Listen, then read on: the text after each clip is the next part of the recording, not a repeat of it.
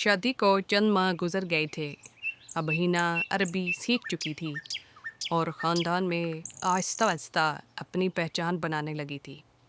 लेकिन इसके दिल में हमेशा ये सवाल था, शेख खालिद ने मुझसे शादी आखिर क्यों की।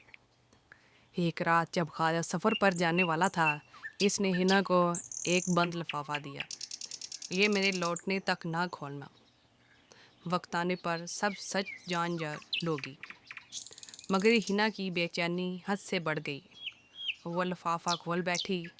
ख़त में लिखा था, हिना, मेरे ख़ानदान को ये नहीं पता कि मैं शदीद बीमार हूँ। एक पुरानी बीमारी मेरी जान ले रही है। डॉक्टर ने कहा है कि मेरे पास ज़्यादा वक्त नहीं है। मैंने तुम्हें इसलिए चुना क्योंकि मुझे ख्वाब में बताया गया था कि तुम ही मेरे बाद मेरे कबीले को संभालोगी। ये पढ़कर हिना की आंखों में आंसू बहने लगे। वो सोचने लगी, क्या मेरी शादी सिर्फ इसलिए हुई कि मैं इसकी बीमारी का राज छुपा सकूं, या वाकई मैं इसकी तकदीर थी। अब हिना के सामने सबसे बड़ा इम्तिहान था। खालिद का कबीला ताकतवर था, लेकिन इसके कज़न और दूसरे रिश्तेदार इसकी जगह लेना चाहते थे। इन्हें लगता था कि पाकिस्तानी लड़की कभी भी इस ख़ानदान को नहीं संभाल सकेगी। एक दिन खालिद की गैर मौजूदगी में ख़ानदान की बड़ी मजलिस बुलाई गई। वहाँ फ़ैसला करना था कि अगर खालिद की सेहत मज़ीद ख़राब हुई तो कौन कबीले की दौलत और कारोबार संभालेगा।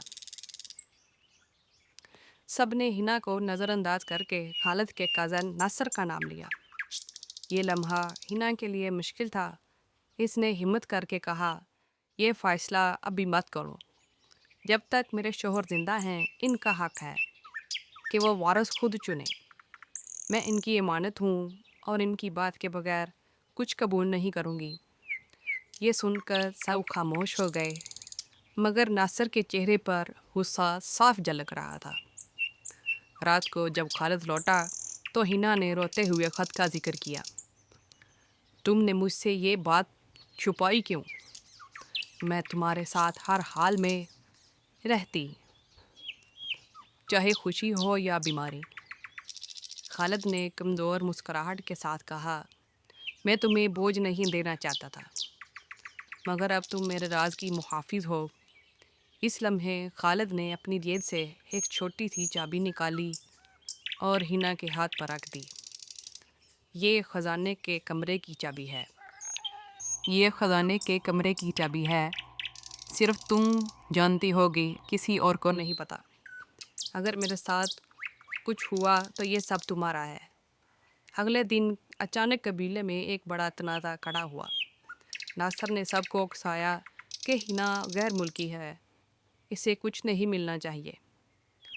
वो लोग तकरीबन हिना को घर से निकालने वाले थे कि खालिद ने आखिरी बार सबके सामने खड़े होकर कहा, ये मेरी बीवी ही नहीं, मेरी वारिस भी है। जिसने इसे चैलेंज किया वह मुझे चैलेंज करेगा। लेकिन इस लम्हे खालिद ज़मीन पर गिर पड़ा।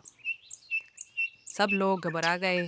डॉक्टरों ने बताया कि खालिद की हालत बहुत नाजुक है, शायद ज़्यादा वक्त नहीं है। अब हिना के सामने दो ही रास्ते थे, या तो वो कबीले के दबाव में आकर सब छोड़ दे, या फिर अपनी नई दुनिया में रहकर एक अकेली औरत की हैसियत से पूरे ख़ानदान का मुकाबला करे। और वो लम्हा आ चुका था जब रेत का राज खुलने वाला था। क्या हिना वाकई शेख खालिद की वसीयत के मुताबिक इस सल्तनत की वारिस बनेगी, या फिर इसे सब कुछ खोना पड़ेगा।